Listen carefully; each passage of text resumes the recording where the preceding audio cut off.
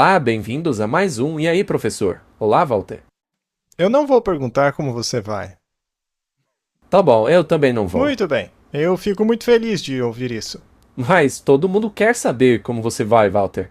Você sabe? Ora, mas o fato de estarmos aqui já quer dizer que tá tudo bem?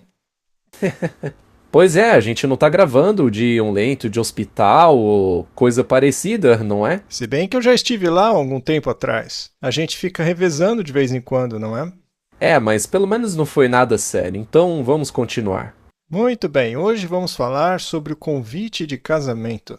Nós não falamos sobre isso aqui no E aí, professor, ainda? Bom, temos uma bela imagem de fundo aí. Parece ser um casamento bem chique, né? Com certeza é, eu nunca fui convidado para um casamento desse tipo. E eu já fui a casamentos muito bonitos, mas esse daí é extravagante. Parece aquelas festas do Donald Trump. Com o novo salão que ele está construindo, não é? Isso mesmo. Muito bem, temos muita coisa para falar sobre os acontecimentos recentes do mundo, mas vamos deixá-los para depois até que a poeira sente um pouco mais. Do contrário, a gente vai começar a aparecer uma emissora de TV comentando sobre notícias. Além disso, vamos deixar as coisas se assentarem melhor, né? Para que a gente saiba para onde elas vão. E além disso, nosso foco está em 4 de julho e nas coisas que vão acontecer também no dia 17 deste mês. Então não se preocupem, vamos falar das coisas quando elas acontecerem. Vamos começar com uma oração? Ótima ideia, Martin. Isso é necessário. Querido Pai Celestial, obrigado mais uma vez por estarmos aqui, obrigado por nos proteger e nos guiar até aqui. Pedimos que o Senhor também faça o mesmo por meio dessa conversa. Em nome de Jesus, amém. O estudo de hoje é extremamente importante que compreendamos, porque não é uma conjectura quando dizemos que estamos nos eventos finais da Terra. E todas essas coisas acontecendo.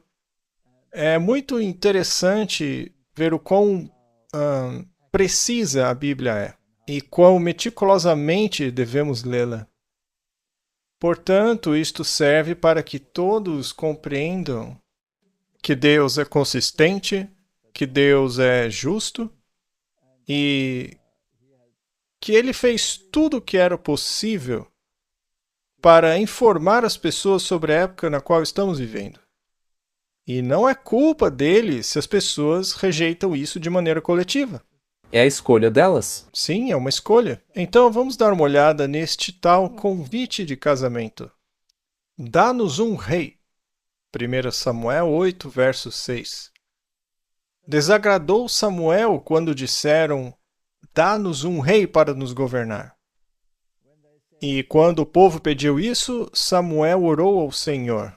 E o Senhor disse a Samuel: atende a voz do povo em tudo o que te disserem, porque não te rejeitam a ti, mas a mim, para que eu não reine sobre eles. Então veja que o povo rejeitou Deus. Não queriam que ele reinasse sobre eles. Agora, o interessante, Martin, é que o povo sempre esteve disposto a tê-lo como um Deus. Sim, mas não como um... Não como um governante. Exatamente. Olha, Deus, queremos que o Senhor nos dê as coisas, mas não que o Senhor nos diga o que fazer, tá bom? Isso, obrigado pelo pão de cada dia, obrigado pela chuva, obrigado por isso e aquilo, mas isso basta, tá? Isso é a humanidade. É igualzinho hoje. Isso nunca vai mudar. A verdadeira questão é: vocês querem Deus como seu Salvador? A maioria vai dizer que sim. Mas e como seu governante? Não. Não. Ninguém quer ele como rei. Às vezes dizem que sim, mas quando dizem sim é porque acreditam que lhes foi dado poder para governar em nome dele. Isso, para governar em nome de Deus. Mas querem que ele fique lá em cima, no céu. Não querem que ele interfira em suas decisões aqui embaixo. Ezequiel 21, verso 26. Assim diz o Senhor Deus: removei o diadema. Chega um ponto em que essa coisa de rei simplesmente não dá certo. E Deus diz: tire a coroa, livre-se dela. Remova a coroa, não será mais o mesmo. Exalte o humilde e humilhe o orgulhoso. Eu a derrubarei, derrubarei, derrubarei, e ela não mais existirá até que venha aquele cuja justiça é sua, e eu a darei a ele. Isto se refere ao fato de a coroa pertencer a Jesus Cristo. Ele é o rei. Mas o Senhor tem permitido esses governos terrenos, essas realezas terrestres, mas há 3 derrubadas ali. Bom, você pode interpretar isso de várias maneiras. Acho que talvez até aplicações duplas. Porque houve uma derrubada, uma queda, quando Israel foi levado em cativeiro. Nesta época, não houve mais coroa. E então houve uma outra queda quando Judá foi para o cativeiro, certo? Mas aí há uma terceira queda, certo? Esta terceira remoção da coroa dos homens acontece no fim dos tempos. E pode ser. Você acha que talvez tenha havido um tipo de remoção do poder quando Jesus disse que a casa dele seria deixada desolada? Sim, mas não é uma remoção da realeza, porque ela já havia desaparecido. Sim, é verdade. Ela já não existia. Mas outra possibilidade é analisarmos essa questão sob a lente do fim dos tempos, é que esta derrubada seria a remoção do poder dos monarcas de Israel, e depois haveria o papado, que viria a reivindicar essa coroa, dizendo: agora eu sou monarca. E aí ele disse a Jesus, o verdadeiro rei: olha, fica aí em cima, tá? Nós não o queremos aqui embaixo. E se você pensar em todas essas guerras entre os protestantes na Inglaterra, com o rei como sendo chefe da igreja, os escoceses dizendo: o nosso único rei é Jesus, e as guerras que decorreram em torno disso. Mas, enfim, essa disputa sobre quem é o rei continua até hoje. Então, houve uma remoção de poder em Israel. Depois, houve uma remoção de poder quando o governo secular do papado, em 1798, sofreu ferida mortal.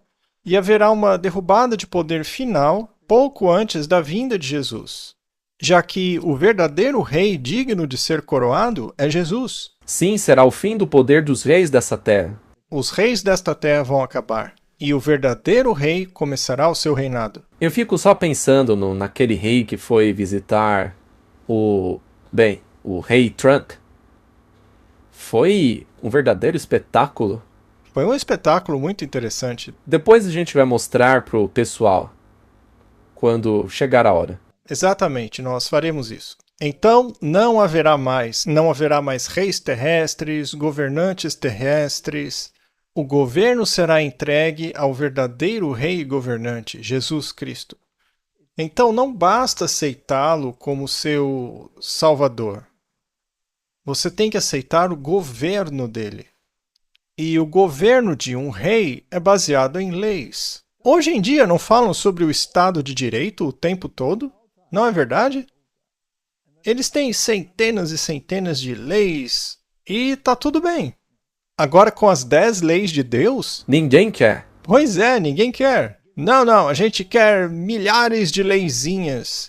E, na verdade, grande parte delas nem favorece a humanidade. Muito bem, então haverá uma derrubada de poder, uma reviravolta de governantes. E isso é fascinante. Gênesis 49:10. O cetro não se afastará de Judá, nem o legislador de entre os seus pés, até que venha Siló. Jesus já veio, não é? Então o Messias já veio. Então, teoricamente, ao aceitar Jesus, nós também não o aceitamos como o nosso rei? É claro que sim. As duas coisas, Salvador e Rei. Exato. Muito bem. E a ele se reunirá o povo. Então, Martin, quando se trata de salvação e obediência, temos que dar frutos nas duas coisas. Mateus 2, verso 1 e 2. Ora, tendo Jesus nascido em Belém da Judéia, nos dias do rei Herodes, eis que vieram do Oriente a Jerusalém uns magos, dizendo: Onde está aquele que é nascido o rei dos judeus? Isso deve ter assustado eles, né? Principalmente quando se trata... Que história é essa de novo, rei? Eu sou o rei. É o que Herodes pensou, né? Porque vimos a sua estrela no Oriente e viemos adorá-lo. Há dois aspectos aqui: o da adoração e o da aceitação de um governante sobre a sua vida. O que não é popular entre as pessoas, né? De jeito nenhum. Agora, ouça esta conversa. Eu acho muito interessante. Ela está em João.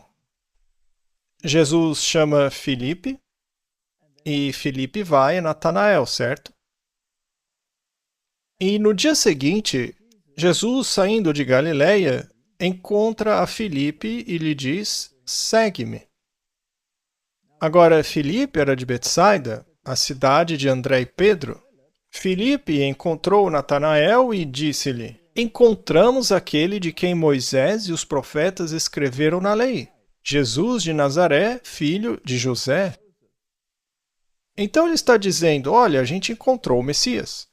Mas também é interessante, e é típico de Filipe, ele está sendo um pouco cauteloso, né? Ele não disse: olha, achamos o Messias. Ele falou: achamos Jesus de Nazaré, o filho de José. Não é uma declaração completa, né? É verdade.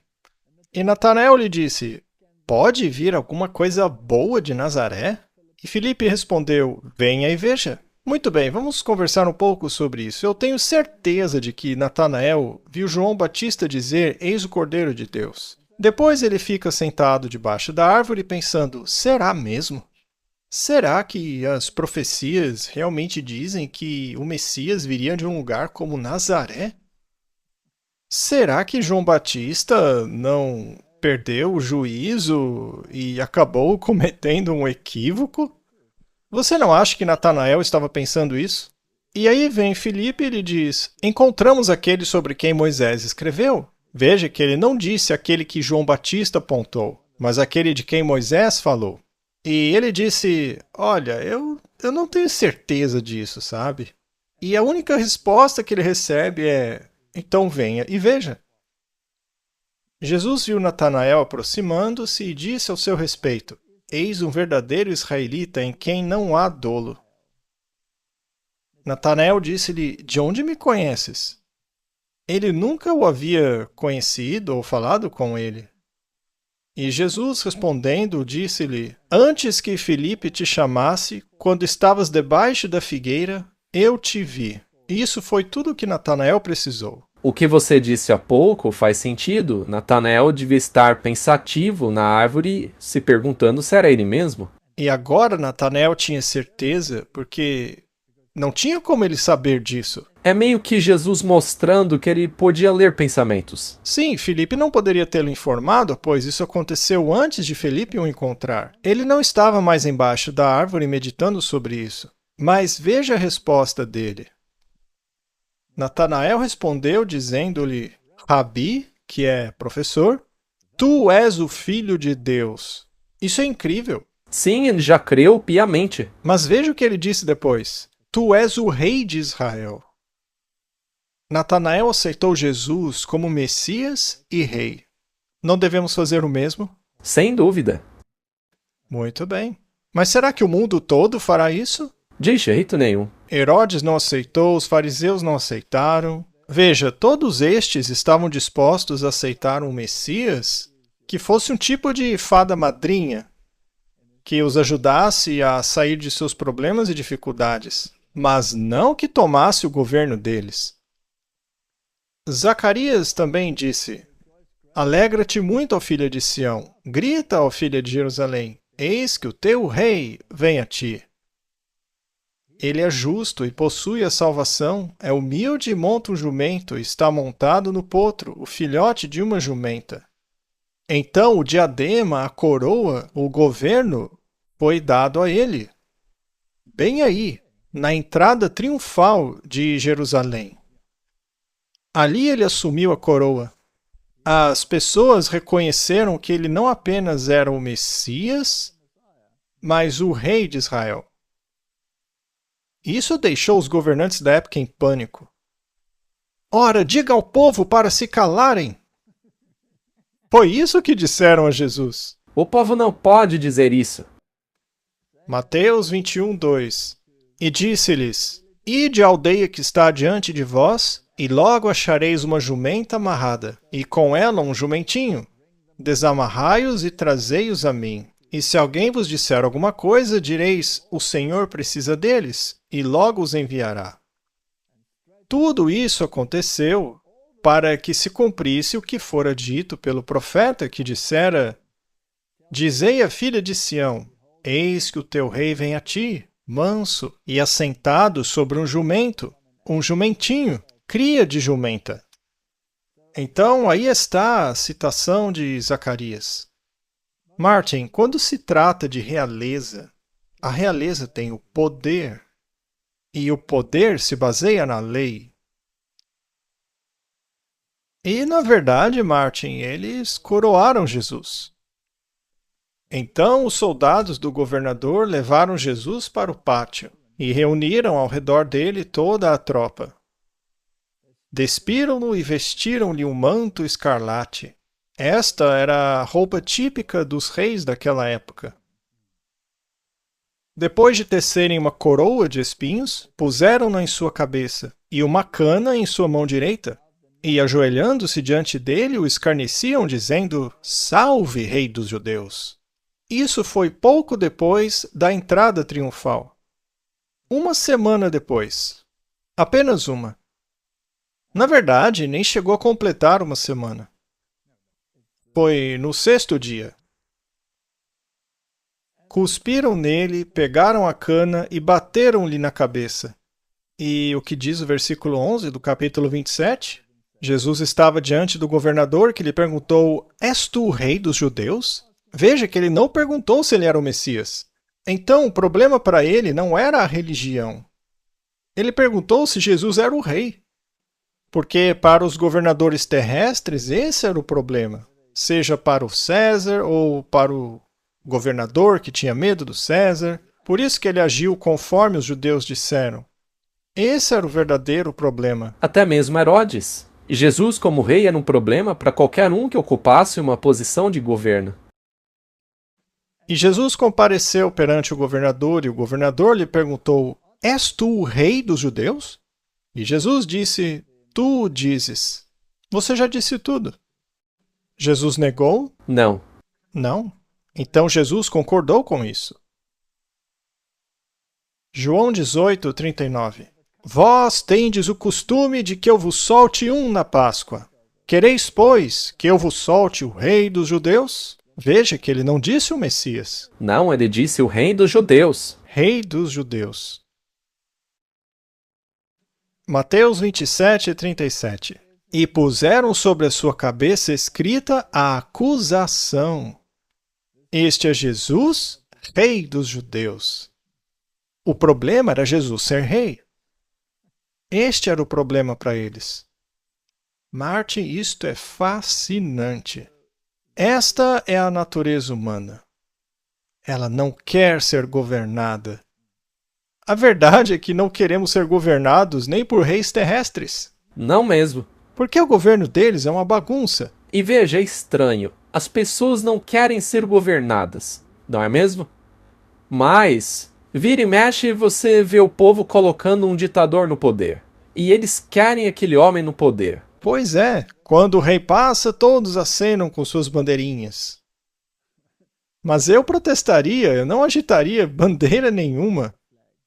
Porque este rei terrestre não me representa. De jeito nenhum. Digamos, por exemplo, o rei Charles. Ele diz ser o defensor das fés. Ele quer ser mais muçulmano do que um cristão. E, na verdade, isso irrita muito os cristãos. Porque ele estava mais preocupado com o Ramadã do que a Páscoa. O que é fascinante. E ele tem essas ideias ambientalistas que eu acho serem um monte de bobagens. Por que eu deveria então agitar minha bandeirinha para ele? Só porque ele tem uma coroa ridícula na cabeça? Mas esse rei é diferente. Esse é. Esse rei é diferente. Este merece nossa submissão. Martin, agora você só aceitaria este rei como seu rei se o pensamento dele está em harmonia com o seu. Correto? Claro, definitivamente. Veja as lendas do rei Arthur, né? Ele era um homem benevolente, todos se curvavam diante dele, querendo que ele os governasse. Mas por que ninguém quer ser governado por Jesus? Não sei, talvez porque o vejam como um fraco? Sabe, talvez porque ele seja gentil. Mas veja, ele não é um banana. Não, não. Este rei é o capitão do exército do Senhor. João 19:15. Mas gritaram: fora com ele! Fora com ele! Crucifica-o! Pilatos disse-lhes: crucificarei eu o vosso rei? Pilatos esfregou na cara deles. E os principais sacerdotes responderam: não temos rei senão César. Que declaração lamentável! Você consegue imaginar o povo escolhido de Deus trocando o próprio Messias pelo César? Quando se aceita Jesus como rei, você está aceitando outra forma de governo. Você está aceitando a liderança dele. Vamos nos certificar de que realmente se trata disso. E veremos por que o rejeitaram. João 11:49. Um deles, chamado Caifás, sendo o sumo sacerdote naquele mesmo ano, disse-lhes: vocês nada sabeis, nem considerais que nos convém que um homem morra pelo povo e que toda a nação não pereça. Ou seja, eles perceberam que o sistema de governo deles estava para acabar. Eles não seriam mais considerados como os governantes, porque agora havia chegado outro rei e teriam que ser submissos a ele. Exatamente. Não, não, não. A gente só quer as bênçãos. Não queremos um rei. Nós já governamos sobre tudo. Não queremos que isso acabe. Eles amam o poder. E isto ele não disse por si mesmo, mas sendo sumo sacerdote naquele ano, profetizou que Jesus haveria de morrer por aquela nação, e não somente por aquela nação, mas também para que reunisse em um só os filhos de Deus que estavam dispersos. Veja, a conversa que estamos tendo hoje é sobre um convite. Para quê? Para um casamento do rei. Ou seja, uma união, um alinhamento extremamente próxima com esse rei. Esse casamento é como um pacto para a vida toda. Ou seja, Martin, não há como anular esse pacto. Claro, se você escolher aceitá-lo, certo? Muito bem. E um deles, chamado Caifás, sendo sumo sacerdote naquele mesmo ano, disse: vós nada sabeis. O que ele sabia? Ele enxergou as coisas. Ele viu que o domínio dele, todo o sistema deles, o qual você acabou de mencionar, iria acabar. A posição dele de sumo sacerdote iria acabar. Afinal, o verdadeiro sumo sacerdote estava diante dele. Não, eu quero continuar sendo sumo sacerdote. Pois é. Ou seja, ele entendeu isso. Ele entendeu as implicações da chegada desse rei. 1 Timóteo 6,13. Eu te ordeno diante de Deus, que dá vida a todas as coisas, e diante de Cristo Jesus, que diante de Pôncio Pilatos fez uma boa confissão, que guardes este mandamento sem mácula e irrepreensível até a manifestação de nosso Senhor Jesus Cristo, a qual, em seus tempos, mostrará o bem-aventurado e único soberano Rei dos Reis e Senhor dos Senhores. Martin, há quanto tempo devemos nos submeter a este novo rei? Para sempre. Para sempre. Mas por que não vemos isso agora? É porque será revelado no tempo dele. Mas pela fé já podemos alcançar isso. Quando chegar a hora, ele mostrará quem é o bem-aventurado e único soberano, o Rei dos Reis e Senhor dos Senhores. Portanto, Jesus tem um título duplo. Ele é um governante e um salvador. É verdade. O único que possui a imortalidade. Portanto, o único que pode dar a vida eterna, sob certas condições. Habitando na luz, a qual nenhum homem pode se aproximar, a quem nenhum homem viu nem pode ver, ao qual seja honra e poder eterno. Amém. Sendo assim, esta autoridade vai assumir o trono, gostemos disso ou não. Ele tomou o poder uma primeira vez, uma segunda e tomará pela terceira e última vez. Portanto, os líderes espirituais da época estavam lá para orientar em assuntos espirituais. O rei estava lá para governar em assuntos temporais. Mas o Messias faz as duas coisas. Aceitar um rei é aceitar o seu governo, suas leis e seus estatutos, submetendo-se à sua autoridade.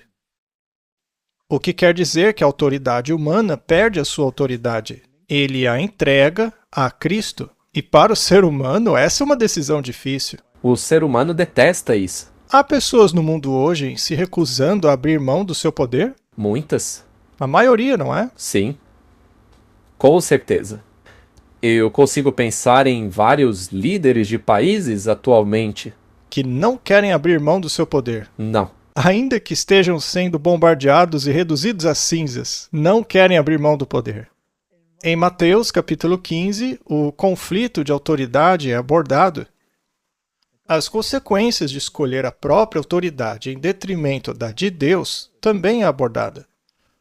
Primeiramente, há o conflito entre a tradição e os mandamentos de Deus, ou o conflito entre um assim diz o Senhor e um assim diz o homem. Muito bem, este é um conflito. Em segundo lugar, o efeito da tradição na transformação do coração é abordado, pois a tradição silencia a consciência e substitui a voz do Espírito Santo por rituais que embalam a humanidade em uma falsa sensação de segurança. Você concorda, Martin? Sim, especialmente com relação à Igreja Católica. Veja a sua liturgia. Ela é mais importante do que a própria Bíblia. Correto? E, em terceiro lugar, uma vez que a tradição substitui a obediência e a adesão a um assim diz o Senhor, a condição se torna desesperadora e se segue a cegueira espiritual, que é incurável. É isso que a espiritualidade inaciana faz com você. Ela substitui a sua fé por uma parafernália de rituais e métodos e emoções. E aí essas pessoas chegam ao ponto em que Deus diz, deixe-os para lá. Se lembra o que Deus disse a Efraim? Efraim entregou-se a ídolos, deixe-o para lá. E a situação piora cada vez mais, até que se perde todo o discernimento e se torna uma casa de demônios. Os judeus haviam chegado nesse ponto. Ritualizaram tanto a religião, a ponto de transformar o ritual em salvação. E ao chegarem neste ponto, não houve mais esperança para eles. Todo o sistema deles foi eliminado. Então aproximaram-se de Jesus alguns escribas e fariseus de Jerusalém, dizendo, por que os teus discípulos transgridem as tradições dos anciãos? Pois eles não lavam as mãos quando comem pão? Martin, por acaso aqui não havia dois conjuntos de regulamentos, duas leis, uma oposta à outra? Sim, a tradição dos anciãos contra a lei de Deus. Uma é um ritual, a outra vai ao coração. Sim, eles lavavam a mão para se purificarem por dentro. Mas ele respondeu e disse, por que também vós transgredis o mandamento de Deus por causa da vossa tradição? Essa foi uma resposta incisiva, hein? Pois Deus ordenou dizendo, honra o teu pai e tua mãe? Quem amaldiçoar o pai ou a mãe, que seja morto. Mas vós dizeis, quem disser ao pai ou à mãe, é oferta ao Senhor o que poderias aproveitar de mim? Esse não precisa honrar nem o seu pai nem a sua mãe. Assim vocês invalidam pela sua tradição o mandamento de Deus. Bem, a questão é que nós devemos cuidar dos nossos pais na velhice. E lembre-se, naquela época não existiam asilos. O Estado não lhe dava uma aposentadoria para te ajudar na sua velhice. Então a responsabilidade de cuidar dos pais recaía sobre os filhos. Mas, se você desse ao templo o dinheiro com o qual cuidaria dos seus pais, ou seja, se você desse esse dinheiro para os fariseus, você estaria livre de usá-lo para cuidar dos seus pais. Mas isso é quebrar o mandamento de Deus. Agora, Martinho Lutero, quando ele ingressou no mosteiro, ele não ficou livre da obrigação de cuidar dos seus pais, uma vez que agora estaria servindo à igreja? Sim, porque de acordo com a Igreja Católica, ele não podia mais fazer isso. Então é a mesma situação. A Igreja Católica fez a mesma coisa que os judeus fizeram. Bem, eles ainda o fazem hoje em dia. Mas Jesus disse claramente: assim tornastes nulo o mandamento de Deus por causa da vossa tradição. Hipócritas, bem profetizou Isaías a vosso respeito, dizendo: este povo se aproxima de mim com a boca e me honra com os lábios, mas o seu coração está longe de mim. Eles queriam o Messias, mas não queriam um rei. Não queriam que o Messias reinasse sobre eles. E Jesus também disse, e aqui ele se dirigia aos discípulos: ainda não entendeis? Ainda não compreendeis que tudo que entra pela boca vai para o estômago e é expelido? Martin, aqui ele está falando de comida ou está falando das tradições? O problema é que a maioria das traduções modernas traduz o trecho como se ele estivesse falando de comida. Ou seja, eles também não entenderam do que ele estava falando. E eu já vi uma Bíblia que no trecho colocou entre parênteses: aqui Jesus está falando de alimentos. Veja só. É uma absoluta distorção da justiça. Mas o que sai da boca vem do coração, e é isso que contamina o homem. Então, essa questão tem que ver com comida ou com espiritualidade? Espiritualidade. Pois do coração procedem os maus pensamentos, os homicídios, adultérios, fornicação, roubo, falso testemunho e blasfêmias. Ora, Martin, assassinato, adultério, roubo, falso testemunho e blasfêmia, isso não tem que ver com os 10 mandamentos? Claro, então é óbvio que não se trata de comida, é um assunto que trata do caráter. Estas são as coisas que contaminam o homem, mas comer com as mãos não lavadas não contamina o homem. E é interessante que logo após este confronto, Jesus dirige-se a uma mulher cananeia. Sim, porque aliás isso também era considerado uma profanação. Sim, isso era considerado profanação para eles. Mas Jesus estava passando o recado de que a casa deles ficaria deserta. Efraim, você se uniu a ídolos. Vou abandoná-lo. E Jesus, partindo dali, foi para a região costeira de Tiro e Sidom. Eis que uma mulher cananeia, vinda daquelas regiões, clamou a ele, dizendo: tem misericórdia de mim, ó Senhor, filho de Davi. Pare para pensar, Martin. Filho de Davi. Davi era o rei. Sim. Isso não torna Jesus o herdeiro do trono? Exatamente, 100%. Os judeus não queriam um rei, mas aqui temos uma mulher cananeia, que na verdade representa simbolicamente a igreja, dizendo: eu te aceito como rei, filho de Davi. Minha filha está terrivelmente atormentada por um demônio. Imagine só uma mulher cananeia com mais discernimento que os israelitas. Esta era uma lição para os discípulos. Aqueles que só tinham migalhas da mesa do mestre por negligência deles, acabariam sendo alimentados pelo próprio mestre dos mestres. Muito bem, Martin, agora vamos para a conspiração do fim dos tempos. Ainda não chegamos ao tema do casamento, estamos preparando o caminho. Já já nós vamos chegar lá. Apocalipse 17:11. A besta que era, e já não é o 8º rei e pertence aos 7, e vai para a perdição. Já abordamos esse assunto diversas vezes aqui. Os 10 chifres que viste são 10 reis que ainda não receberam o reino, mas receberão poder como reis por 1 hora com a besta. Isso é quando a espada espiritual da Igreja Católica entrará em ação novamente, reinando sobre a espada secular dos reis. Nós estamos caminhando para isso. Sim, estamos caminhando para isso. Estes têm um só propósito. Herodes, Pilatos, os fariseus, os herodianos, todos se uniram na condenação de Jesus e entregarão o seu poder e a sua força à besta e farão guerra ao Cordeiro. Então temos a mesma situação. Mas o Cordeiro os vencerá. Ele é o Senhor dos senhores e Rei dos reis. E os que estão com ele são chamados de eleitos e fiéis. Fiéis ao Rei. Isso. Na sua veste e na sua coxa tem escrito este nome: Rei dos reis e Senhor dos senhores. Portanto, temos que aceitar esta liderança. Mas eles não querem. Eles querem governar por 1 milênio. E alguns nem por 1 milênio, eles querem governar para sempre mesmo. Quando Cristo veio a esta terra, ele estabeleceu um reino que não era deste mundo, mas este reino se aproximou de nós de forma que todos aqueles que quisessem pudessem entrar. E em qualquer cidade em que entrarem e forem recebidos, comam o que lhes for oferecido. Curem os enfermos que ali houver e digam-lhes: o reino de Deus está próximo de vocês. Então veja que há um rei.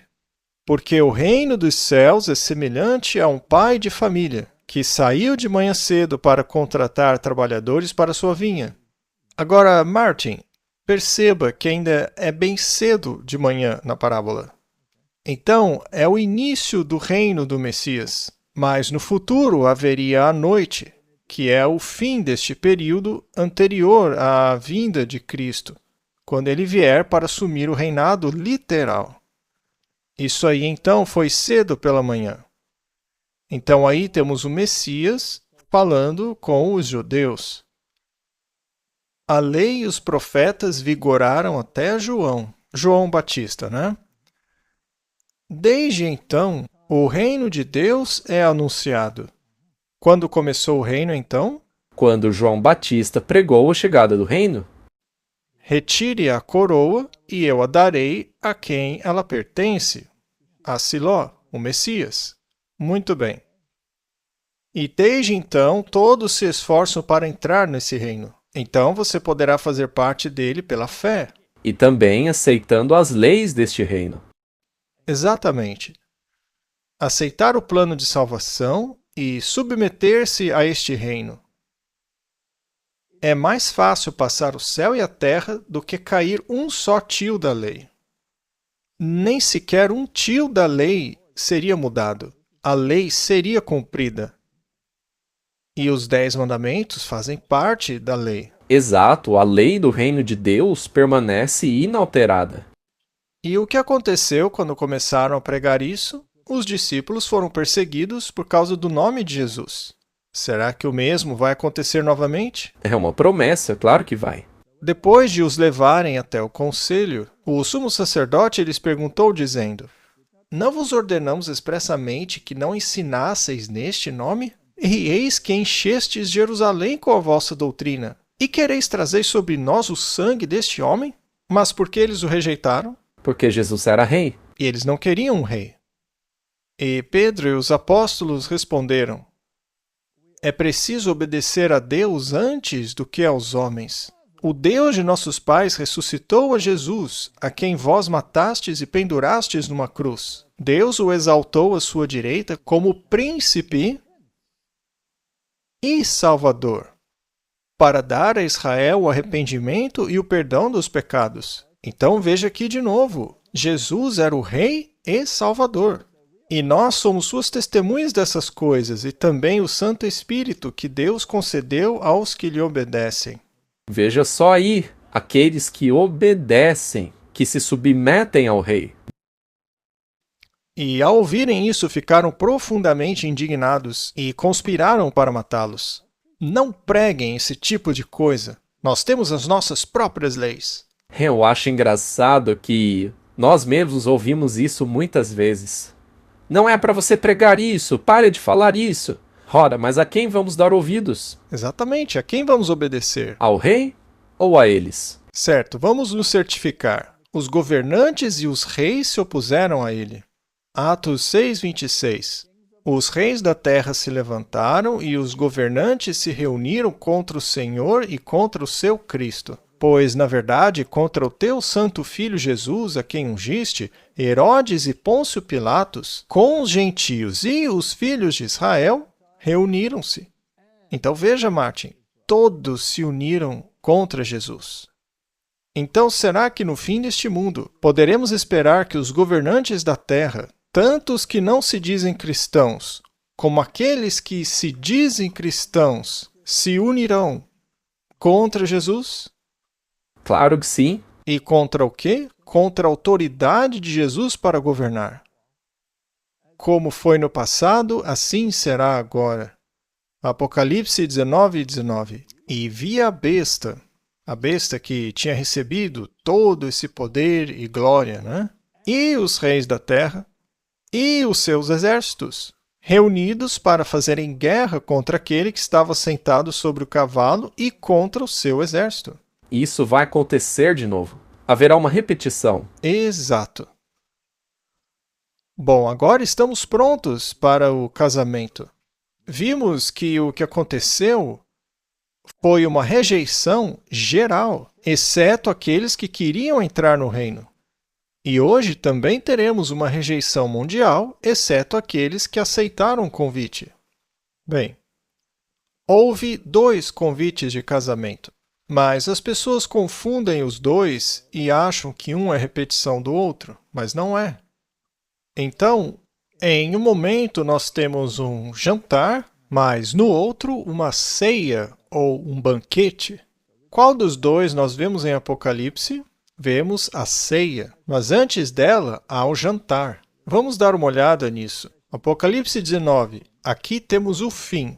Veja, bem-aventurados os que são chamados para a ceia das bodas do Cordeiro. Outras versões dizem o banquete. Isto ocorre ao final da dispensação cristã. E disse-me, estas são as verdadeiras palavras de Deus. Quando os judeus rejeitaram o Messias, o chamado para adorá-lo foi dirigido aos gentios. Era apropriado que o primeiro convite fosse dirigido aos judeus, que eram o povo escolhido por Deus para representá-lo naquele tempo. Primeiro vão aos filhos perdidos de Israel, que eram o povo escolhido por Deus para representá-lo naquele momento. João 4:22. Vós adorais o que não conheceis. Nós adoramos o que conhecemos porque a salvação vem dos judeus. Então os judeus eram o povo de Deus que deveriam apresentar perante o mundo o Messias, o Redentor que havia de vir, e também o Rei. Mas eles o rejeitaram como Deus Rei, porque eles queriam um Deus terreno. Eles fizeram certas outras coisas, não é? Durante os rituais, eles sacrificavam o cordeiro e faziam todo o resto das cerimônias, mas quando chegou a hora de aceitar o rei, aí não. Exatamente. Muito bem, Mateus 10, verso 5. Jesus enviou estes 12 e lhes ordenou: não vão pelo caminho dos gentios, nem entrem em cidade alguma dos samaritanos. Curioso é que o próprio Jesus havia acabado de visitar um desses lugares. Mas ide e reuni-vos às ovelhas perdidas da casa de Israel. Foquem nesta área. Sim, este é o seu foco. E indo, pregai dizendo, o reino dos céus está próximo. E quanto tempo isso duraria? Até o fim da profecia das 70 semanas, que foi no apedrejamento de Estevão. Sim, 3 anos e meio após a crucificação de Jesus. E assim o período de teste para os judeus como nação havia terminado. Assim como havia acontecido com as tribos do norte quando os assírios assumiram o controle. A partir daí, havia acabado. Então, naquele período do apedrejamento de Estevão, Paulo e Barnabé ousadamente disseram: era necessário que a palavra de Deus fosse pregada primeiro a vocês, ou seja, aos judeus, Mas visto que vocês a rejeitaram e se consideram indignos da vida eterna, eis que nós nos voltamos para os gentios. Foi então que o evangelho chegou aos gentios e a dispensação judaica chegou ao seu fim, como nação. Não como indivíduos, porque muitos foram convertidos. Sim, muitos indivíduos escolheram entrar no reino. Exato, muitos se converteram durante o Pentecostes. Muito bem, então o primeiro convite de casamento foi feito aos judeus. E é importante que as pessoas entendam isso, porque elas podem se confundir e pensar, tá bom, mas os judeus ainda têm um papel a desempenhar hoje, não é? Não, eles não têm. Aquela nação de Israel hoje é uma construção maçônica que não tem nada a ver com a Bíblia. Ela é falsa. Portanto, o chamado aos judeus para aceitarem o Messias como noivo e rei é representado na Bíblia como o convite para o jantar, e não para a ceia ou o banquete. Vamos ler. Mateus 22. O reino dos céus é semelhante a um certo rei que preparou um casamento para o seu filho e enviou os seus servos para chamar os convidados para o casamento. Mas estes não compareceram. De quem ele está falando aqui? Dos judeus, não é? Ora, é claro, dos judeus. O rei foi enviado primeiramente para eles, o povo de Deus. Novamente, ele enviou outros servos dizendo: digam aos convidados que eu preparei o meu jantar. Meus bois, meus novilhos já foram abatidos e tudo já está pronto para o casamento. Estava tudo preparado, Martin. Mas eles não deram importância e seguiram seus próprios caminhos, um para sua fazenda, outro para os seus negócios, e o restante pegaram os servos e os trataram com maldade e os mataram. Muito bem, o que significa essa palavra jantar? Vamos dar uma olhada no dicionário e vermos isto. É a primeira comida ingerida logo pela manhã. Mas hoje em dia a terminologia foi alterada, mas o uso da palavra que nos interessa é o original, que está lá na Bíblia. Então esse jantar, na verdade, é o desjejum, é a primeira refeição do dia. Então Jesus, em sua primeira vinda, convidou primeiramente os judeus, porque era assim que deveria ser. Afinal, eles eram os representantes de Deus. Porém, mais tarde, o significado desta palavra foi alterado, significando uma refeição mais tarde ao longo do dia. Mas, enfim, este aqui foi o primeiro chamado, logo pela manhã. Mas quando o rei soube disso, ficou furioso e enviou seus exércitos e destruíram aqueles assassinos e incendiaram as cidades deles. Que interessante, hein? Por acaso Deus não usou o exército romano para fazer isso por ele? Anos 70 depois de Cristo, a destruição de Jerusalém. Exato. Então ele disse aos seus servos: o casamento está chegando, mas os convidados não eram dignos. Era necessário, disse Paulo, que fosse oferecido primeiro a eles. Mas uma vez que não se mostraram dignos do convite da salvação, ele agora é feito aos gentios. Então agora a igreja cristã se volta para os gentios. Saiam, pois, pelas estradas e convidem para o casamento todos os que encontrardes. Uma estrada sai da cidade para outros lugares. Para além. Saiam de Jerusalém. Convidem aqueles que estão fora da cidade. Então os servos saíram pelas estradas e reuniram todos quantos puderam, tanto maus como bons. E o casamento ficou repleto de convidados. E quando o rei entrou para ver os convidados, ele viu ali um homem que não estava trajado com a roupa de casamento. Ou seja, é necessário aceitar Cristo e sua justiça para fazer parte deste casamento, mas você também tem que aceitá-lo como rei. Esta é a veste da justiça, que não tem rugas. E ele lhe disse: amigo, como entraste aqui sem estar trajado com a veste de casamento? Mas ele ficou sem palavras. Você tem que aceitar a justiça de Cristo. Então ele entrou lá, apenas com sua própria justiça. Talvez achando que suas boas obras bastassem. Então o rei disse aos seus servos: amarrem-no de pés e mãos e levem-no embora daqui. Lancem-no na completa escuridão. Ali haverá choro e ranger de dentes, pois muitos são chamados, mas poucos escolhidos. Então aqui está o convite de casamento para os gentios. A igreja passou a ser composta pelos judeus que aceitaram o chamado e os novos gentios. Isto é a igreja cristã.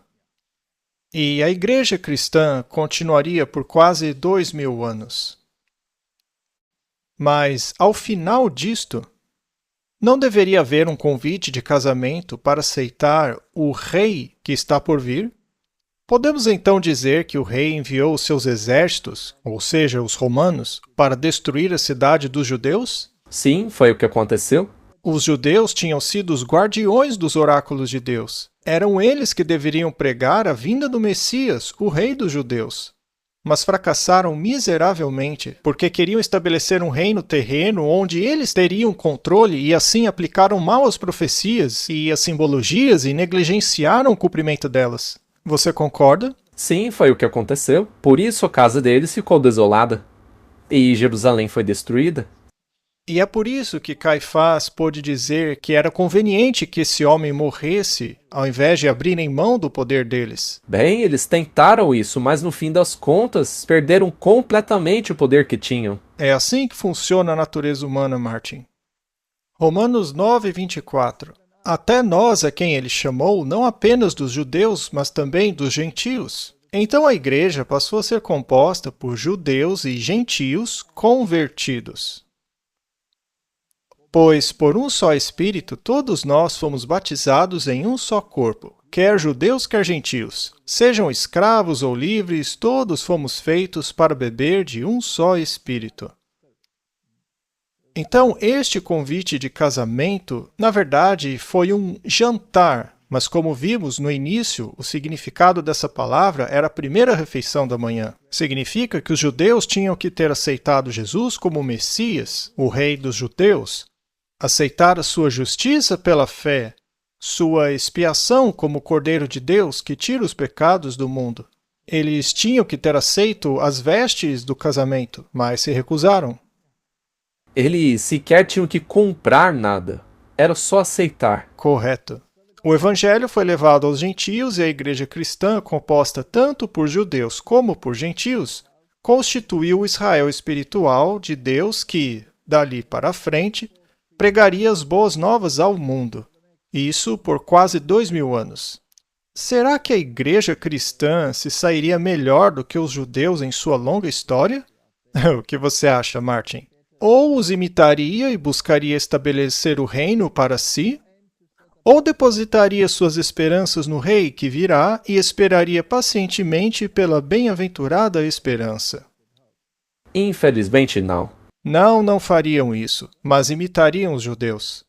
Exatamente. E nós estamos vendo isso, pois todos vão seguir a besta. Então, Martin, em algum momento, terá que haver um segundo convite. Vamos analisar este segundo convite. Está registrado lá em Lucas. Ele também é um convite para um casamento, mas agora é uma ceia. Ela ocorre ao final do dia. Isto é ao final da dispensação cristã. Apocalipse 19:9. E ele me disse, escreve, bem-aventurados os que são chamados para a ceia das bodas do Cordeiro. Não é a mesma refeição. Esta acontece depois da primeira. Estas são as verdadeiras palavras de Deus. A ceia é a última refeição do dia, não devendo ser confundida com o jantar. Como já disse, era a primeira refeição do dia, lá em Mateus. Esta ceia é a mesma do chamado às igrejas do primeiro anjo. Esta é dada aos convidados, às igrejas que aceitaram a Cristo. Assim como foi necessário que pregássemos primeiro a vocês, porque vocês são os representantes, a última mensagem é dirigida à igreja e era necessário que nós lhe pregássemos que o rei está chegando. Mas será que as igrejas o aceitarão? Não. Elas querem governar. As igrejas rejeitaram o convite, assim como os judeus rejeitaram o chamado para o jantar, que foi a primeira refeição. Lucas 14:16-24. Então ele lhe disse, certo homem preparou uma grande ceia. Não é a mesma coisa que a primeira refeição. Então não é a mesma ocasião. E convidou muita gente. Agora veja que a palavra aqui é outra palavra. A palavra grega é dipnon, que significa ceia, uma refeição realizada à noite. Então a primeira refeição era no início da dispensação cristã e essa daí é no final dela. A palavra ceia é utilizada para a festa do Messias, simbolizando a salvação no reino. A segunda definição diz que é uma refeição tomada à noite. A NVI chama isso de banquete, só que não é um banquete. Não, porque aí você perde o sentido. O sentido é perdido, né? Daí não fica claro. Já outra tradução moderna diz uma grande festa. Aí você pode achar que é uma repetição daquela lá em Mateus, mas não é a mesma coisa. Outras traduções apenas chamam de refeição. Já a tradução de Lutero e de Elberfelder diz Abendmahl, que é a refeição da noite. Então, o sentido real disso pode ser perdido em meio às traduções. Já a Bíblia King James é muito precisa quanto a isso. Só é possível pegar esse detalhe na Bíblia King James. E é um detalhe que faz toda a diferença. É importante saber a diferença entre os dois convites. Muito bem, vamos até Lucas. Mas é muito semelhante. Ora, mas claro que será semelhante. Afinal, é o mesmo, Convite. só que é feito em horas diferentes. E enviou seu servo na hora da ceia, para dizer aos que tinham sido convidados, vinde, pois tudo já está pronto. Aqui ele está sendo um pouquinho mais enfático. Tudo está pronto. Sim, porque aí é o final de tudo, né? E todos, igualmente, começaram a dar desculpas. É a mesma coisa, Martin. Eles também não querem. O primeiro disse-lhe, comprei um terreno e preciso vê-lo. Peço-te que me desculpes. O outro disse, comprei 5 juntas de bois e vou precisar experimentá-los. Peço-te que me desculpes. Eu acabei de comprar um trator, Martin. Pois é, eu pensei nisso. Você vai querer testá-lo? Com certeza mais forte que 5 bois, mas enfim. Então ele disse que não poderia ir. E o outro disse, casei-me e, portanto, eu não posso ir. Então aquele servo voltou e contou tudo isso ao seu senhor. O dono da casa, indignado, disse ao seu servo, sai depressa, Ah, depressa pelas ruas e becos da cidade. De qual cidade ele está falando? Jerusalém? Só que Jerusalém desapareceu. Então ele está falando da Jerusalém antitípica, a simbólica. É a igreja de hoje, que também não vai aceitá-lo como rei. mas o convite foi oferecido a todas. Sim, todo o cristianismo. Vá procurá-los na cidade. E tragam para cá os pobres, os aleijados, os coxos, os cegos. Martin, estes estão dentro da cidade de Deus, basicamente na igreja. Quem os fez pobres, aleijados, cegos e coxos?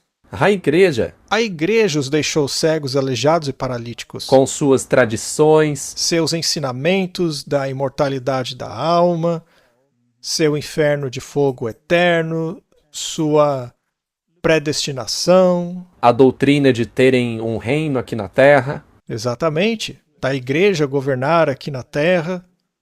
A igreja destruiu a fé de todos por meio de suas tradições antibíblicas, ao invés de ensinar a palavra de Deus. Então o servo diz, está feito, Senhor. Fiz exatamente como me ordenou. Mas ainda há espaço? A igreja não conseguiu lotar a ceia? E aí, aonde ele vai procurar? Ele passa a procurar entre aqueles que não fazem parte da igreja. Assim como na primeira vez. Ele vai aos muçulmanos, aos adoradores de ancestrais, aos xiitas, aos ateus. Os servos disseram, Senhor, foi feito conforme ordenaste, mas ainda há espaço. Então vão para as estradas.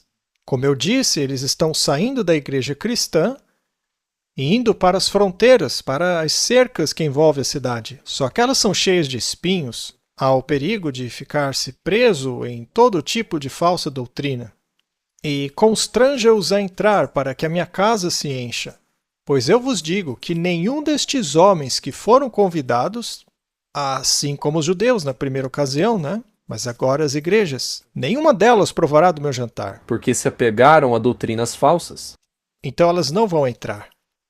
Podemos dizer então que este convite é o mesmo chamado que foi feito aos judeus para aceitarem o Messias como governante. Mas dessa vez o chamado é dirigido às igrejas cristãs. Isso ocorrerá no fim do período cristão. Elas afirmam terem aceitado Jesus como seu Messias, advogado e Salvador, mas será que também o receberiam como rei para estabelecer seu reino e governá-las como súditos leais? Agora minha pergunta é, Martin, o primeiro convite foi enviado aos judeus. Aí veio o Pentecoste, que foi um super chamado dizendo para que eles viessem. Então eles tiveram a oportunidade. Mas quando este convite aqui foi enviado às igrejas? Será que foi? Claro que sim. Será que ainda estamos esperando? Não, ele já foi feito. Temos que nos certificar disso. Não foi ao final das 2.300 tardes e manhãs, quando a primeira mensagem dos anjos soou? Sim. É chegada a hora do seu juízo, adorai aquele que criou. Isso. Mas não reagiram como os judeus quando o clamor da meia-noite ecoou? Aqui estamos falando das igrejas, quando essa mensagem foi para todo mundo. Mas não trataram com desprezo os arautos dessa mensagem e os expulsaram de suas igrejas? Sim. Também não caíram e suas casas lhes foram deixadas desoladas como a casa de Israel? Suas casas não se tornaram morada de demônios e de toda ave impura e detestável? Sim, Jesus saiu do lugar santo para o Santíssimo, mas as igrejas não avançaram com ele. Quiseram parar no lugar santo. Suas casas não se tornaram morada de demônios e de toda ave impura e detestável? Sua casa ficou deserta, sua casa ficou deserta. Há uma repetição aí. Quando essa mensagem foi enviada? Entre 1843 e 44. Martin, o movimento millerita. Imagine como foi nessa época. O grande despertar estava ocorrendo em toda parte. O Finney, que era amilenarista, estava palestrando, ensinando que a igreja governaria, assim como os fariseus ensinaram. Aí chegou o Miller, dizendo, pessoal, não é assim não. O rei vai chegar. Temos que aceitá-lo como governante. E esta mensagem foi dada às igrejas. O rei de vocês está chegando. Ele nunca disse para as pessoas mudarem de denominação. Não, foi só essa mensagem. Ela foi dada aos batistas, metodistas, congregacionalistas, todas as igrejas. Todas, certo? E milhares de pessoas, de várias igrejas diferentes, ouviram este convite. Assim como os judeus da época de Jesus.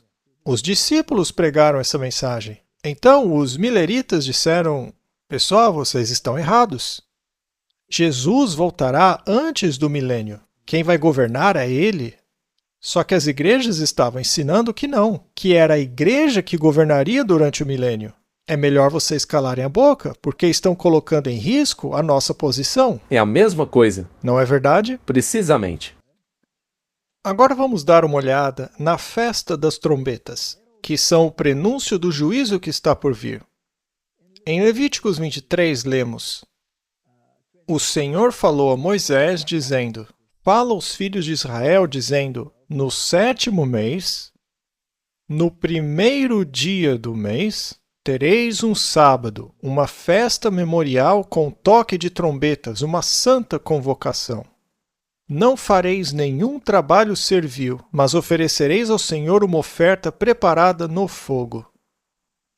Muito bem, isto era no 1º dia do mês. Do 7º mês. E em seguida viria o dia da expiação. Veja só. E o Senhor falou a Moisés, dizendo, no 10º dia do 7º mês, ou seja, 10 dias depois das trombetas, haverá o dia da expiação. Será uma santa convocação. E afligireis as vossas almas, e oferecereis oferta queimada ao Senhor. Muito bem, Martin. Quando os milleritas pregavam, posteriormente eles não acabaram entendendo que a questão era o dia da expiação e não a vinda de Cristo para purificar a terra, mas para purificar o santuário da impureza que ocorreu no dia da expiação. Sim. Muito bem, então isso era no 10º dia do 7º mês. E não fareis nenhum trabalho nesse dia, porque é o dia da expiação, para fazer expiação por vós perante o Senhor vosso Deus. Porque qualquer pessoa que não for afligida nesse mesmo dia, será extirpada do meio do seu povo. E qualquer pessoa que fizer qualquer trabalho nesse mesmo dia, essa pessoa será extirpada do meio do seu povo. Isso é muito interessante. Quando se trata de trabalho e destruição, é a mesma coisa que a veste da justiça. Eu não posso fazer a minha própria justiça. Eu tenho que receber a veste da justiça. Então, para comparecer ao casamento, você precisa da roupa de casamento. Sim, você precisa tê-la recebido. Você é incapaz de fazer essa roupa. Isso é lindo. Meu amigo, por que não está usando a veste do casamento? Então, de uma forma velada, temos aqui a mesma história. E é lindo. Basicamente, é por isso que Deus disse que era um sábado para eles. Eles não trabalhavam para aquilo, apenas aceitavam o que ele fez. A justiça dele. Não podemos realizar a nossa própria salvação. A pessoa que tentasse fazer isso seria destruída dentre o povo, seria expulsa e haveria ranger de dentes. Não fareis nenhum tipo de trabalho. Estatuto perpétuo será este, por todas as vossas gerações, em todas as vossas habitações. Ou seja, ninguém pode salvar-se por meio de cerimônias ou tradição. Será para vós um sábado de descanso e afligireis as vossas almas. No 9º dia do mês, do entardecer ao entardecer, celebrareis o vosso sábado. Muito bem, agora a festa das barracas. E o Senhor falou a Moisés, dizendo: Fala aos filhos de Israel, dizendo: Ao 15º dia deste 7º mês será a festa dos tabernáculos, por 7 dias ao Senhor. Então havia a festa das trombetas, 10 dias depois a expiação, 5 dias depois a festa das barracas, que basicamente é nossa ida para casa. Estes são os eventos finais. Muito interessante. Pois é. E a festa das trombetas ocorria 10 dias antes do dia da expiação. Nos quais o povo se preparava para o dia da expiação. Correto? Para que as vossas gerações saibam que eu fiz os filhos de Israel habitarem em tendas, quando os tirei da terra do Egito. Eu sou o Senhor, o vosso Deus. Aqui, este evento prefigura uma realidade maior do futuro. Então, Martin, a festa das trombetas precedia o dia da expiação em 10 dias, correto? O movimento millerita começou em 1831, quando o pregador batista William Miller começou a compartilhar publicamente sua crença, baseada no estudo de profecias bíblicas de que a segunda vinda de Cristo era iminente, que no início foi prevista para 1843 e depois foi alterado para 1844. Esta mensagem foi enviada a todas as igrejas, todas, independentemente da denominação. Não houve nenhum pedido para que ninguém mudasse de igreja. A única mensagem era: Jesus está voltando como rei. Sim, preparem-se. E essa pregação só ganhou força real após o grande sinal do céu da queda das estrelas, ocorrida em 1833. E Miller disse que o tempo seria cumprido em 1843. São 10 anos? 10 anos, certo? 10 anos, 10 dias, certo? Agora, pode parecer improvável, mas seguindo o princípio dia-ano, talvez seja o caso. Talvez não. Veja, eu nem sequer vou insistir nesse assunto, eu só achei interessante. A questão é que a pregação dele ganhou repercussão significativa durante o segundo grande despertamento religioso na América, que atraiu dezenas de milhares de seguidores que acabaram se desapontando em 1843, quando Cristo não voltou. Aí eles acabaram adiando a data para 1844, ao perceberem que não se podia contar o ano zero no cálculo. Mas é interessante notar que o movimento millerita cresceu lentamente e depois se tornou um movimento poderoso nas igrejas, especialmente após o sinal das estrelas cadentes em 1833. Então, por 10 anos, Miller pregou essa mensagem. E depois de Miller, o movimento adventista assumiu essa mensagem. Sim, porque... E na verdade é importante que as pessoas entendam que até mesmo o grande desapontamento foi profetizado. Sim, foi profetizado, mas é fascinante que o movimento millerita tenha basicamente terminado em 1843. E então o movimento adventista assumiu e descobriu a falha do raciocínio. Jesus não viria para purificar a terra com sua segunda vinda, mas sim que estava chegando o dia da expiação, que era um símbolo que representava a purificação do santuário. Então tudo caminhou cronologicamente de acordo com as festas. E era necessário a veste da justiça. Não era uma religião baseada em obras. Assim, Miller previu o fim da profecia dos 2.300 dias para 1843. E após essa data, as igrejas finalmente se distanciaram do movimento adventista. Será que o princípio dia-ano pode ter alguma influência nesta coincidência? Eu só estou dizendo que talvez. Bem, faz sentido, porque atualmente na história estamos vivendo o dia da expiação antitípico. Correto?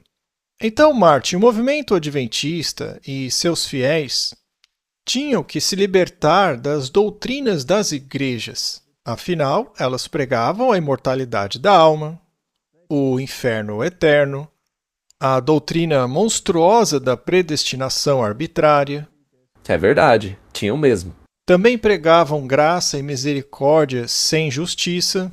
Pregavam a abolição da lei de Deus, dizendo que ela deixou de existir. Pregavam a eficácia de sacramentos. Até mesmo as igrejas protestantes conservaram alguns dos sacramentos, enquanto a Igreja Católica pregava os 7 sacramentos como meio para a salvação. Isso não existe. Ainda assim, algumas igrejas protestantes, como a metodista, diziam que eram ordenanças, mas não sacramentos. Mas os luteranos continuaram a praticar sacramentos. Eles tinham que aprender sobre a doutrina da reconciliação, a mensagem do santuário, os 2 compartimentos do santuário, a compreensão correta da restauração do milênio e pós-milênio. Eles não compreendiam corretamente estas coisas, Martin. Tinham que aprender a apegarem-se à Bíblia e não nos credos. Pare para pensar nisso. Considere a confusão que o diabo e suas vítimas introduziram nas igrejas. Sistemas irreparáveis que tinham que ser abandonados porque não podiam ser purificados de seus erros.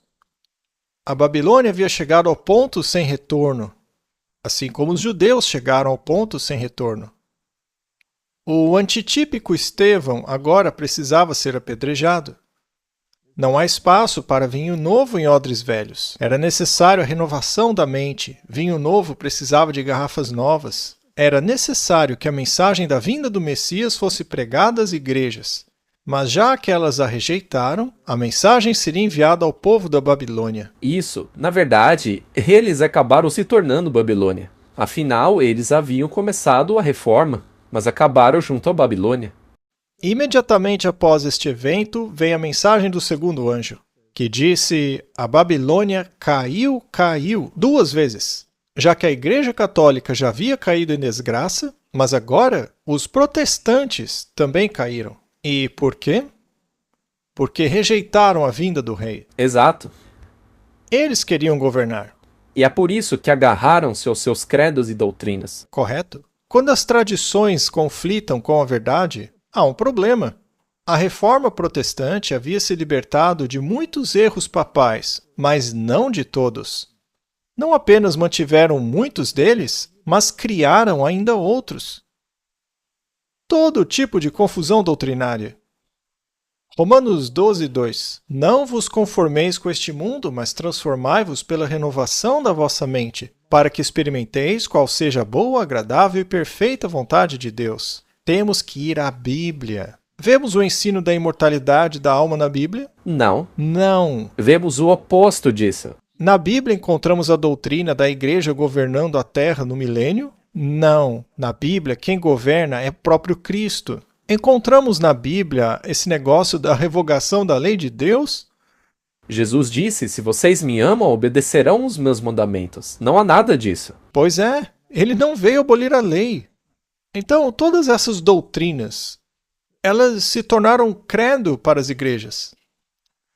Em 1438, os 7 sacramentos, batismo, confirmação, eucaristia, penitência, extrema-unção, ordem e matrimônio, foram decretados pela primeira vez pelo Concílio de Florença, embora já fossem ensinados antes, mas agora tornaram-se um credo. Mas não passam de ordenações. Ninguém pode se salvar com isso. Mas na Igreja Católica, um sacramento é algo necessário para a salvação. E o dragão irou-se contra a mulher e foi fazer guerra contra o restante de sua descendência. Assim, as igrejas receberam a mensagem, mas a rejeitaram. Fizeram isso expulsando pessoas das igrejas, dizendo a elas: por que vocês ensinam que Deus vai voltar para castigar os pobres pecadores?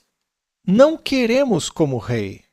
Nós vamos governar essa terra. Pode imaginar isso? E expulsaram as pessoas que pregavam a volta de Jesus das igrejas. Fora daqui, não preguem mais que Cristo virá como um rei.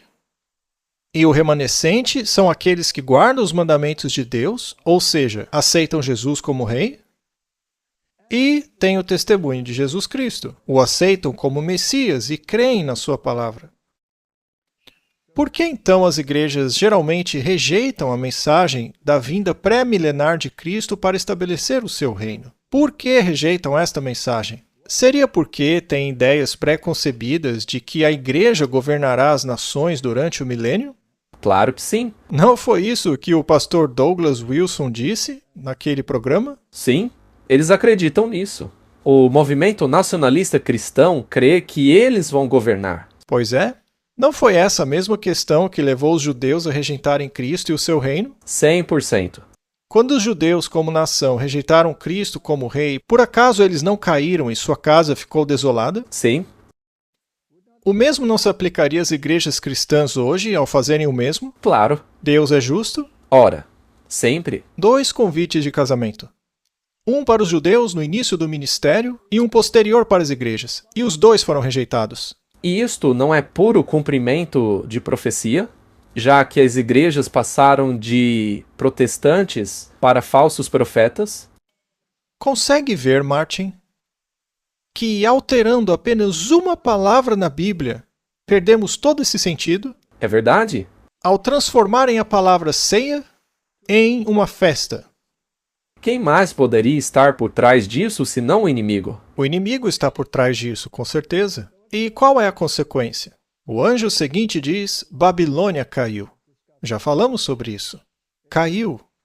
Caiu a grande Babilônia, porque fez beber do vinho da fúria da sua prostituição a todas as nações, ou seja, suas falsas doutrinas. Apocalipse 18:2. E clamou fortemente com grande voz, dizendo: caiu a grande Babilônia e se tornou morada de demônios e covil de todo espírito imundo e esconderijo de toda ave imunda e detestável. Quando você varre e limpa a casa, mas não coloca a verdade dentro dela, o que acontece com essa casa? 7 demônios ainda piores tomam conta dela. É o que acontece com Babilônia. Tornou-se morada de demônios, covil de todo espírito imundo e esconderijo de toda ave imunda e detestável. Porque pregam coisas como salvação sem a lei, ensinando também que o Espírito Santo toma conta de você e te leva a fazer todo tipo de coisa estranha, etc, etc. Chegam até a se proclamar deuses. E isso, chegam até esse ponto.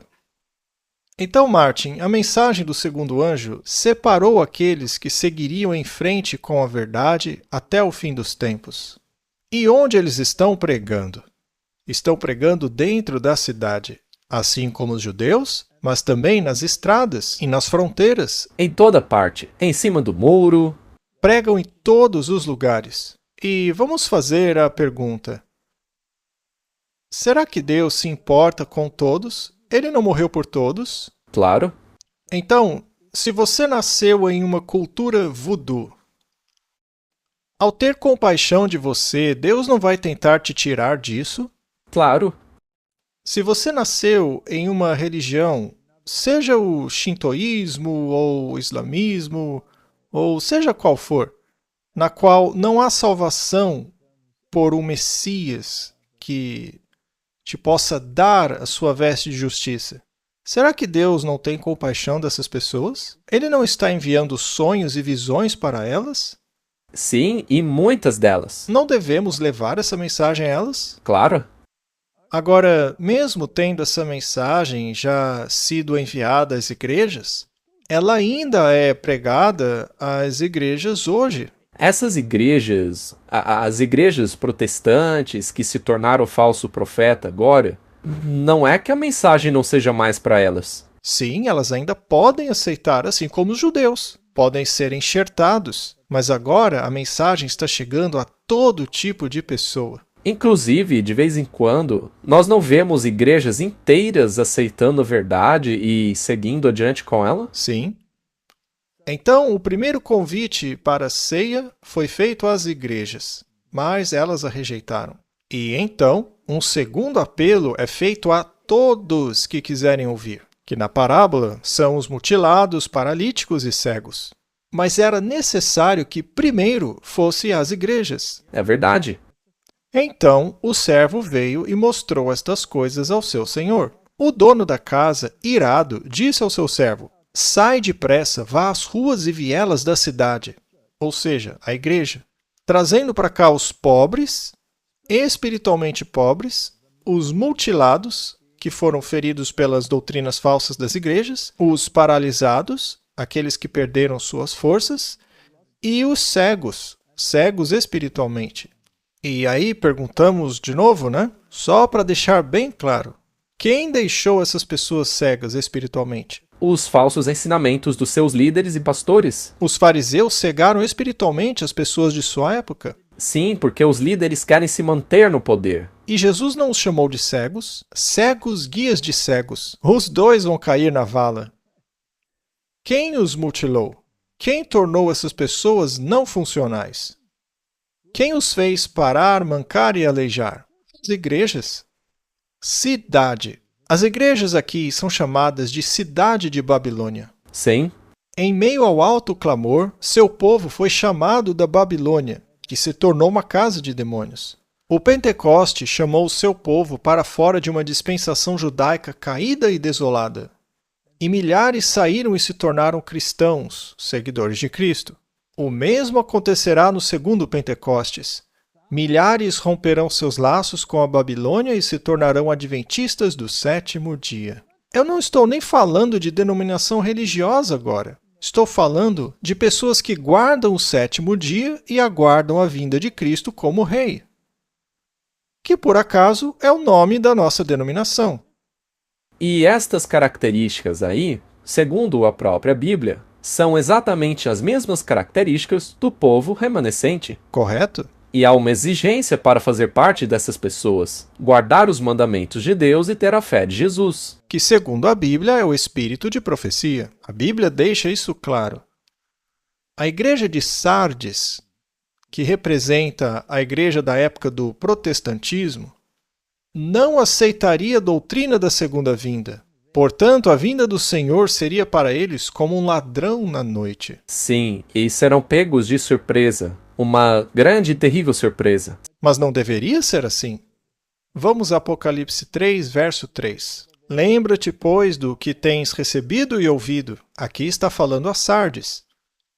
Permaneçam firmes, arrependam-te. Se não vigiares... Vigiar o quê? Os sinais da vinda de Cristo, quando ele voltar como grande rei do universo. Virei a ti como um ladrão, e não saberás a que hora virá sobre ti. É por isso que eles pregam essa ideia do milênio temporal, no qual eles vão reinar por 1000 anos. A verdade é que não vai ser assim. Posso fazer uma pergunta? Se isto se refere a eles não saberem a hora, significa então que aqueles que estão vigiando possam estar um pouco mais despertos neste momento? A Bíblia diz isso. Vamos ler. 1 Tessalonicenses. Mas quanto aos tempos e às épocas, vocês não precisam que eu lhes escreva, pois vocês mesmos sabem perfeitamente que o dia do Senhor virá como um ladrão de noite. Mas para quem? Para Sardes. Sim, os que não estão vigiando. Pois quando disserem paz e segurança, lhes sobrevirá repentina destruição, como as dores de parto à mulher grávida, e de modo nenhum escaparão. Mas vocês, irmãos, não estão em trevas para que esse dia os surpreenda como ladrão. Martin, sabemos pela Bíblia que Cristo virá e estabelecerá o seu reino. Ele mesmo disse para vigiarmos os sinais, para vigiarmos e orarmos.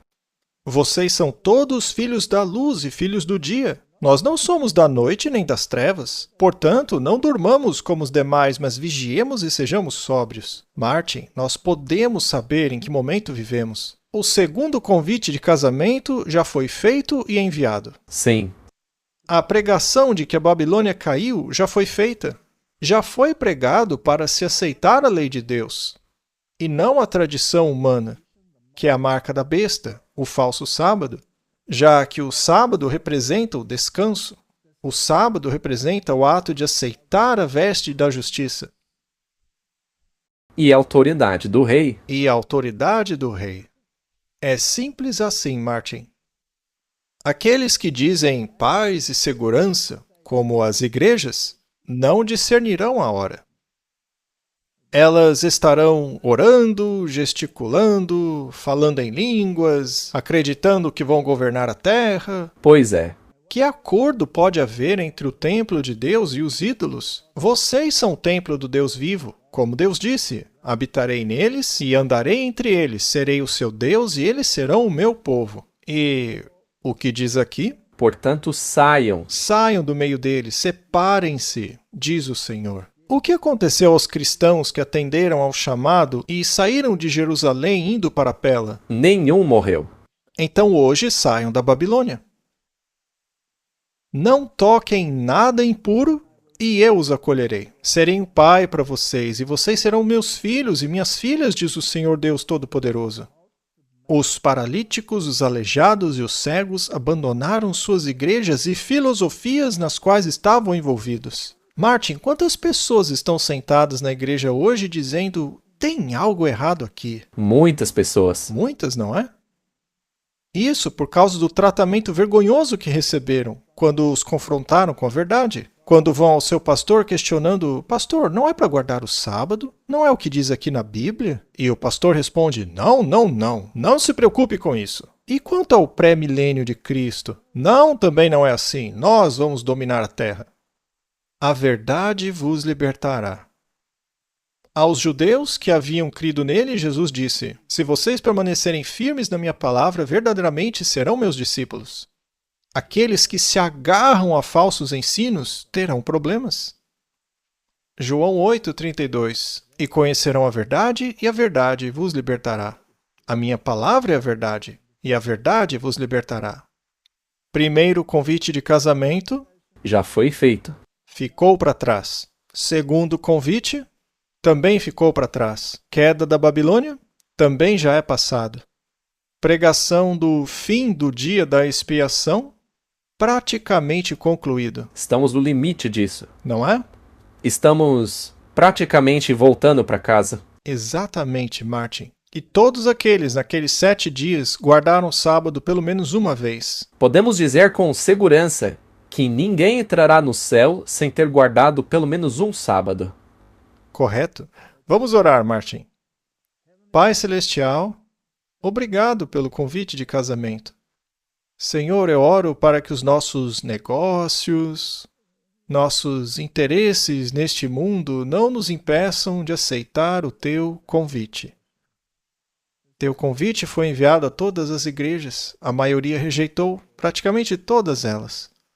Então eu oro para que os coxos, os cegos, os aleijados venham e aceitem-no, para que possamos celebrar juntos a festa dos tabernáculos. Em nome de Jesus, amém.